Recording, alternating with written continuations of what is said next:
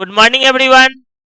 आज का लेक्चर्स और भी खतरनाक होगा फॉर आईआईटी। तो आप समझ लीजिए कि जब लीनियर फैक्टर पे पावर आने लगे तो क्वेश्चन कैसे बनेगा सर। तो ये सब का हम आपको स्टेप लिखा चुके थे। फर्स्ट स्टेप क्या था, पीछे के दो लेक्चर देखे हैं, तो ये थर्ड लेक्चर में कोई दिक्कत नहीं होगा। आज और हर तरह के क्वेश्चंस का गर्दा उड़ेगा। तो आपको बताए थे पहला मेथड, मतलब पहला स्टेप कि आरएचएस जीरो होना चाहिए और एलएचएस में क्या होना चाहिए, लीनियर फैक्टर के फॉर्म में होना चाहिए। तो आरएचएस जीरो है ही, और ये सब लीनियर फैक्टर, ये तो पावर ना है 4 या 7 कुछ भी।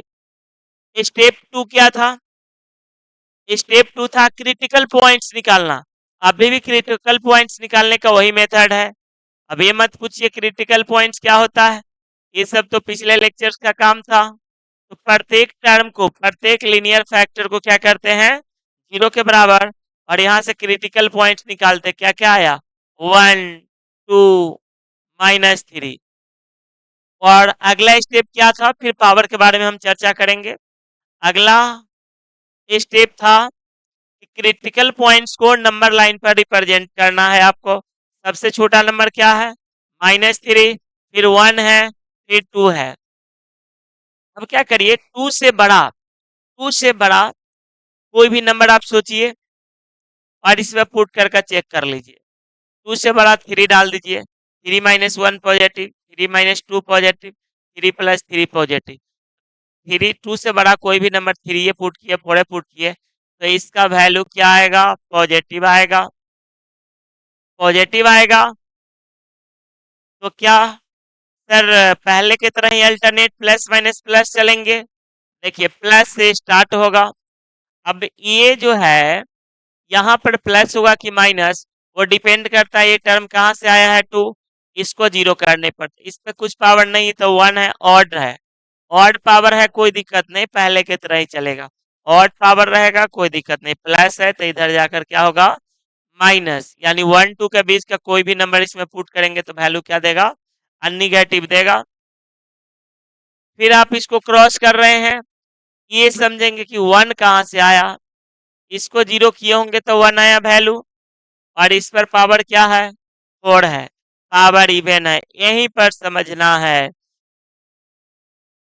ये इस टर्म को जीरो करने पर आपको आया है 1, और इस पे पावर इवन है। तो जब पावर इवन रहे तो साइन चेंज नहीं करेगा, इधर जो साइन है वही साइन इधर भी होगा। इधर निगेटिव है तो इधर भी क्या होगा, निगेटिव। -3 कहाँ से आया है, यहाँ से। इस पे पावर क्या है, ऑड। ऑड पावर है, चेंज कर जाएगा, इधर निगेटिव है तो इधर पॉजिटिव। एक्स्ट्रा काम क्या बढ़ा, जब पावर इवन आने लगे तो साइन ही नहीं चेंज करता है। आपका इधर निगेटिव है तो इधर भी निगेटिव होगा, इधर पॉजिटिव है तो इधर भी पॉजिटिव होगा। अब समझिए कि इसका आंसर क्या होगा। हमें निगेटिव चाहिए था, तो निगेटिव -3 से 1 के बीच में लिखा हुआ है, और 1 से 2 के बीच में लिखा हुआ है। तो सर इसका आंसर आप ऐसा लिखेंगे, यहाँ पर बहुत बारीकी से देखेंगे, -3 से 1 यूनियन 1 से 2। तो क्या सर कि -3 से 2 डायरेक्ट आंसर नहीं लिख सकते हैं? नहीं लिख सकते हैं, क्यों? ये ओपन इंटरवल है। यानी ओपन इंटरवल कहने के मतलब क्रिटिकल पॉइंट इसमें शामिल नहीं होगा, चूंकि लेस देन जीरो है, इक्वल टू जीरो नहीं है। इक्वल टू जीरो नहीं है तो आपको एक 1 जो है शामिल नहीं होगा आंसर में। 1 पुट करिएगा ना तो इसका वैल्यू जीरो आएगा, लेकिन इसका वैल्यू जीरो से छोटा चाहिए, तो 1 शामिल ही नहीं है। और आप जब डायरेक्ट ऐसा आंसर लिख देंगे, -3 से 2, इसमें 1 भी आ जाएगा, तो सर ऐसे लिख सकते हैं कि नहीं? अगर लिखिएगा तो अलग से इस तरह से आपको लिखना पड़ेगा कि 1 को छोड़ के, यानी 1 हट जाएगा। x बिलोंग्स टू -3 से 2, लेकिन 1 को छोड़ करके। फिर से समझा दीजिए सर। रूल्स जानिए रहे, आरएचएस जीरो होना चाहिए, सब लीनियर फैक्टर होना चाहिए, लीनियर फैक्टर है ही। प्रत्येक टर्म को जीरो करके क्रिटिकल पॉइंट्स निकालते हैं, उसको नंबर लाइन पर प्लॉट करते हैं, फिर जो सबसे बड़ा नंबर आता है उससे बड़ा नंबर पुट करके एक बार चेक कर लेते हैं। सर आपका हमेशा पॉजिटिव से क्यों स्टार्ट होता है? क्योंकि हम क्या करते हैं ना, अगर एक्स में यहाँ पर अगर निगेटिव भी मल्टीप्लाई रहता तो दोनों साइड माइनस मल्टीप्लाई करके इनइक्वालिटी चेंज हो जाता है। अगर वैसा क्वेश्चन रहता तो एक्स के कोफिशिएंट को पॉजिटिव कर देते हैं, तो आसान हो जाता है कि हमेशा पॉजिटिव से स्टार्ट होता है।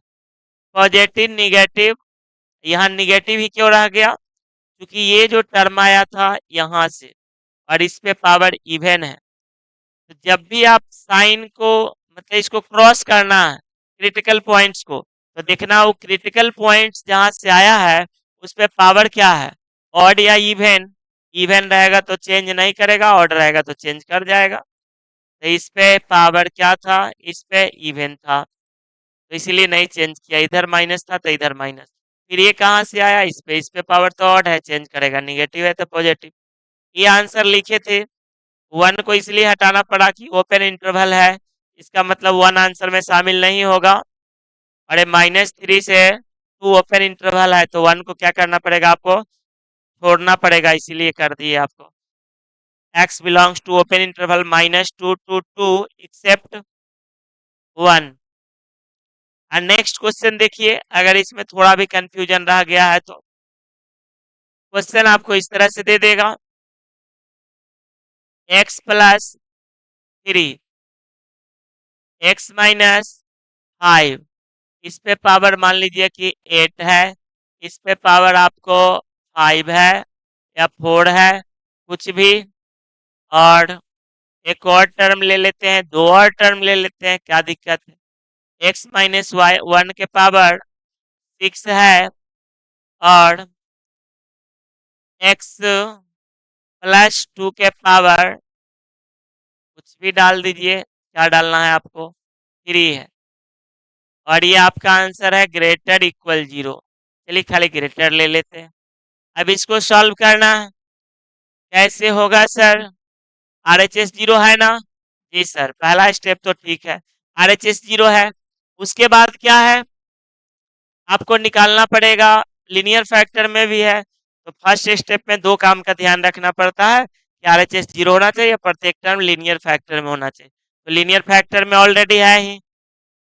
स्टेप 2 कहता है क्रिटिकल पॉइंट्स निकालना है। क्या निकालना है आपको? Critical points.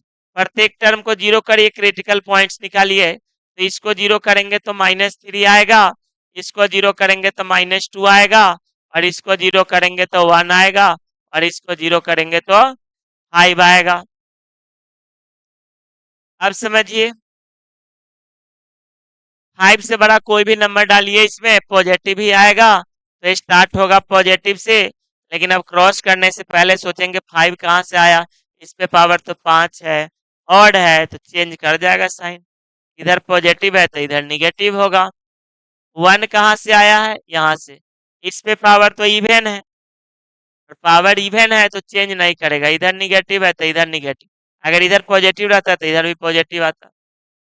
-2 कहाँ से आया होगा, यहाँ से, इस पे पावर क्या है, ऑड है तो चेंज कर जाएगा, निगेटिव है तो पॉजिटिव। -3 कहाँ से आया, यहाँ से, इस पे पावर क्या है, इवन है। अब पावर इवन है तो साइन चेंज नहीं करेगा, इधर प्लस है तो इधर भी क्या होगा, प्लस ही होगा। क्योंकि जब भी क्रिटिकल पॉइंट को क्रॉस करते हैं, देखते हैं जिसको जीरो करने पर वो आया है वैल्यू, क्रिटिकल पॉइंट्स निकला है, उसमें पावर क्या है। पावर अगर इवन है तो साइन चेंज नहीं करेगा, और ऑड है तो चेंज कर जाएगा।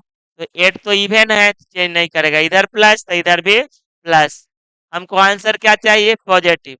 पॉजिटिव कहाँ से कहाँ तक लिखा हुआ है, तो एक्स बिलोंग्स टू -∞ से -3, यूनियन -3 से -2, यूनियन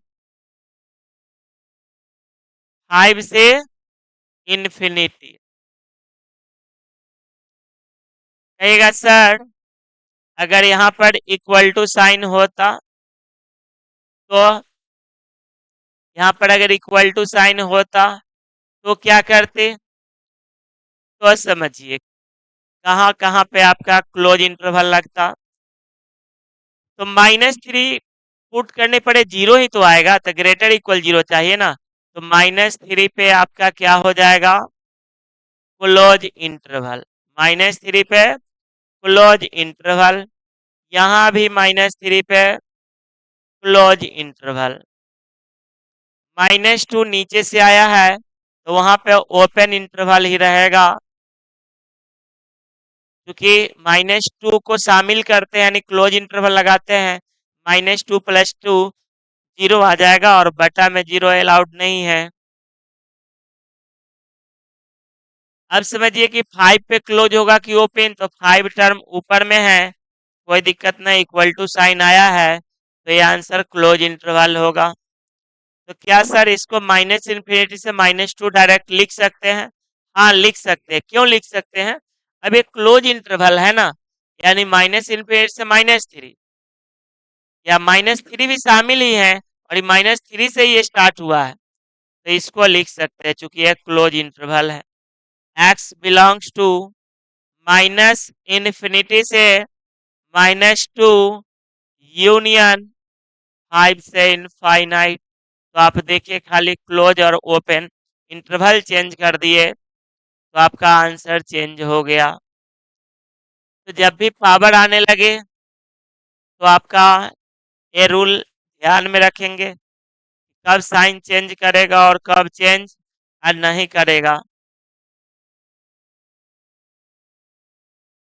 इसको जरा बनाइए, x² बटा x+1 x-2 3 4 5 6 कुछ भी लेस इक्वल जीरो।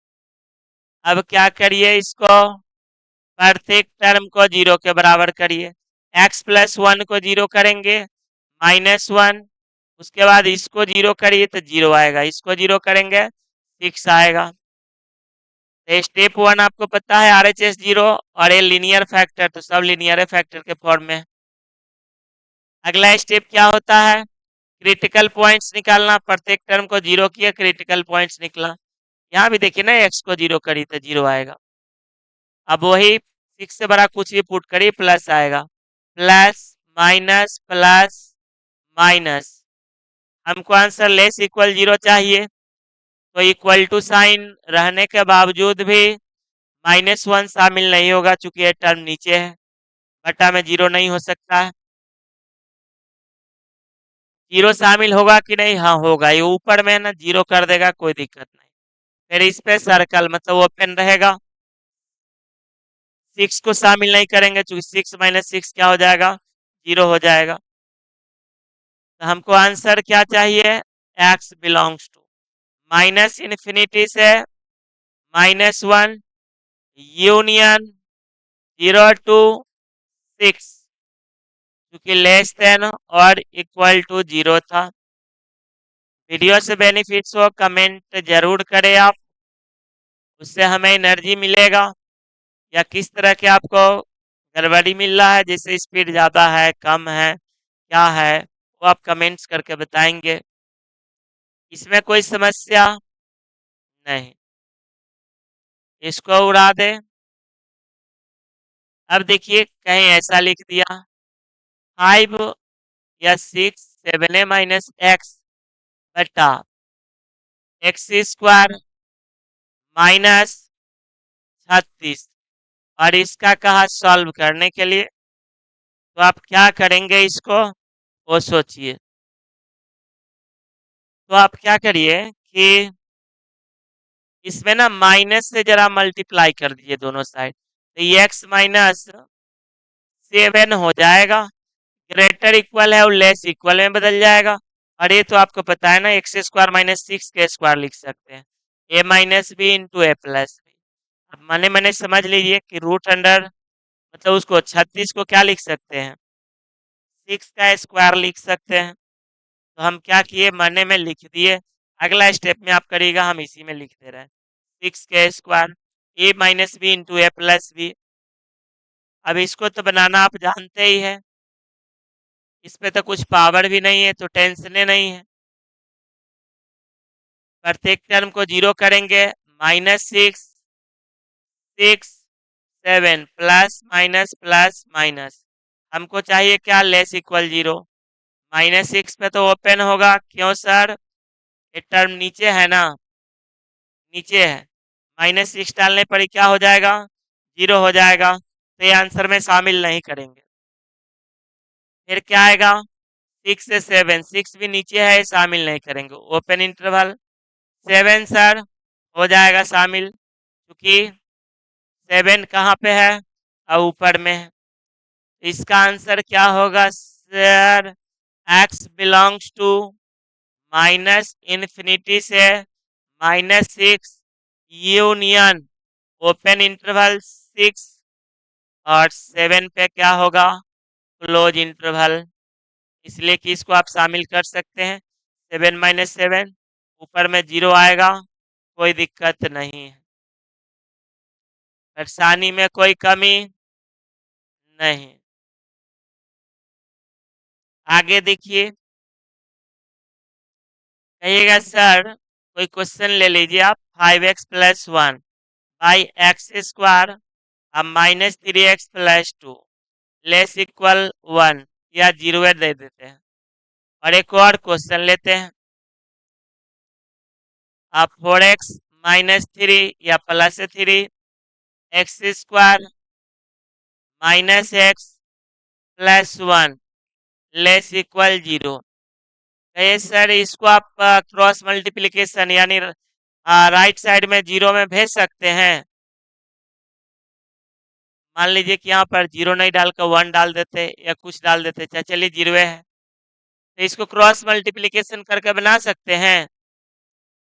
तो देखिए, ये इसको आप नहीं कर सकते हैं मल्टीप्लाई, लेकिन इसको हम कर सकते हैं।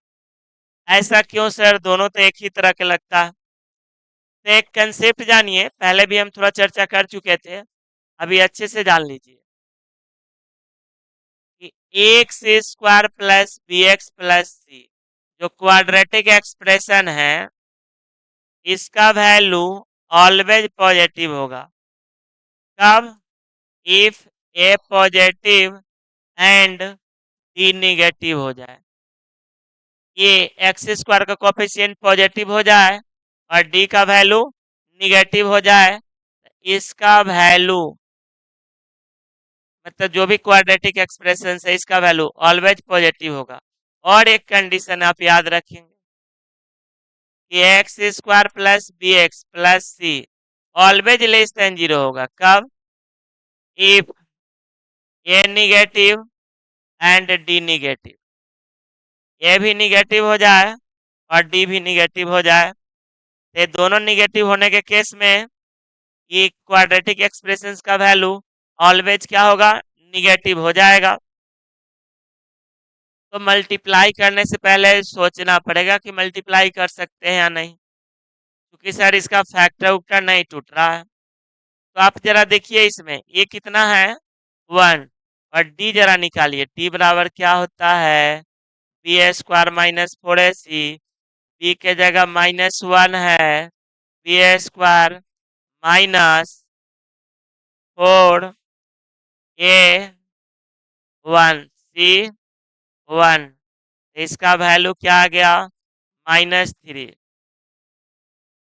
तो D less than zero, D का वैल्यू क्या है, जीरो से छोटा, और ए पॉजिटिव है, तो इसका जो इस एक्सप्रेशन का वैल्यू होगा क्वाड्रेटिक एक्सप्रेशन का, ये क्या होगा, ऑलवेज पॉजिटिव। चूंकि ए 1 है, ए का वैल्यू पॉजिटिव आ गया और डी का वैल्यू निगेटिव आ गया, तो इसका वैल्यू ऑलवेज क्या होगा, पॉजिटिव होगा। तो इसको आप उधर जीरो में ले जाकर भेज दीजिए, कोई दिक्कत नहीं है, इसको आप भेज दीजिए जीरो में, डायरेक्ट सॉल्व हो जाएगा ये, लेस इक्वल जीरो।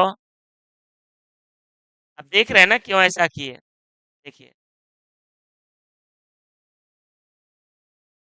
बताए थे कि D-3 है, यानी क्या है, डी निगेटिव है और ए 1 है जो पॉजिटिव है, तो इसको आप मल्टीप्लाई कर सकते हैं।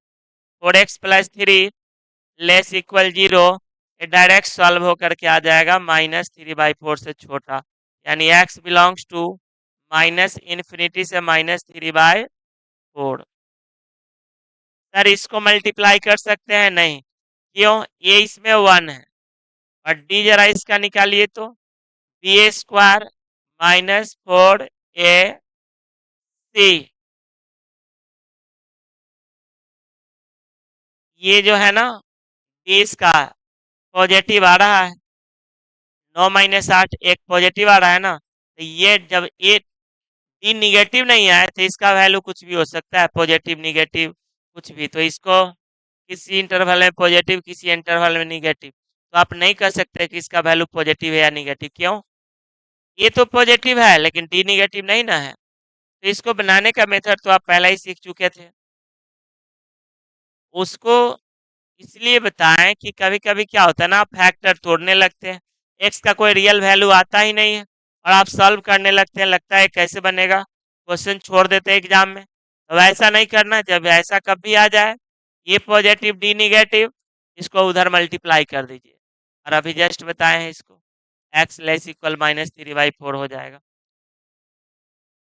और अगर ये निगेटिव डी निगेटिव आता तो सर, तो इसका वैल्यू निगेटिव आता, अगर ये भी निगेटिव रहता तो, है नहीं, तो मल्टीप्लाई करते हैं तो इनइक्वालिटी का साइन चेंज हो जाता, लेस इक्वल है ना वो बदल जाता किसमें, ग्रेटर इक्वल में। सर ऐसा है कि एग्जांपल दीजिए, देखिए अगर क्वेश्चन इसी में ये रहता -x² -x+1, या फिर आप -1 कर दीजिए, इसको भी -1, यहाँ पर आप प्लस लिख दे, कोई दिक्कत नहीं। अब देखिए इसका ये कितना है, -1 है, ये कितना है, अब b² -4ac, यानी ये माइनस में ही रह जाएगा, -3 आ रहा है, जरूरी ना हमेशा माइनस से 3 आएगा, तो इसका a भी निगेटिव है, ये -1 है, लेस देन 0, और d भी निगेटिव है, फैक्टर तो इसका टूटने से रहा, सॉल्व करेंगे कोई रियल वैल्यू आएगा ही नहीं, तो क्या करें सर, कैसे बनाएं? इसको आप मल्टीप्लाई कर सकते हैं, लेकिन यहाँ पर इनइक्वालिटी का साइन क्या होगा, चेंज कर जाएगा। क्यों चेंज कर गया सर? इसलिए चेंज कर गया, यहाँ पर ये निगेटिव आ गया और डी भी निगेटिव, तो इस एक्सप्रेशन का वैल्यू कुछ भी मान पुट कर लीजिए निगेटिव आएगा। देखिए ऐसे आपको अगर पुट करना है, 0 पुट करके देखिए, -1 आया ना, 5 पुट कर दीजिए, तो -25 + 5 -1, मतलब हमेशा निगेटिव देगा। तो आप इसको क्रॉस मल्टीप्लीकेशन कर सकते हैं, लेकिन लेस इक्वल है तो ग्रेटर इक्वल में बदल जाएगा, इनइक्वालिटी का साइन उलट जाएगा। सर पहले से ग्रेटर इक्वल आता तो लेस इक्वल, मतलब इनइक्वालिटी का साइन उलट देना है, तो 4x greater equal -3, x greater equal -3/4। और ये क्वेश्चन तो आप इजीली सॉल्व करिए लेंगे, क्योंकि इसका तो फैक्टर टूट ही रहा है ना, ना टूटता है तब ना वो सब ड्रामा करना होता है, x-1 x-2, अरे तो इतना क्वेश्चन बनाए हैं, इसको बनाने के लिए कोई ज़रूरत ही नहीं। पहले यहाँ तक आप लोग अच्छे से कंप्लीट करें, फिर एक पर एक अगले दिन कंसेप्ट और भी आएगा। ओके बाय, तो आज के लिए बस इतना ही।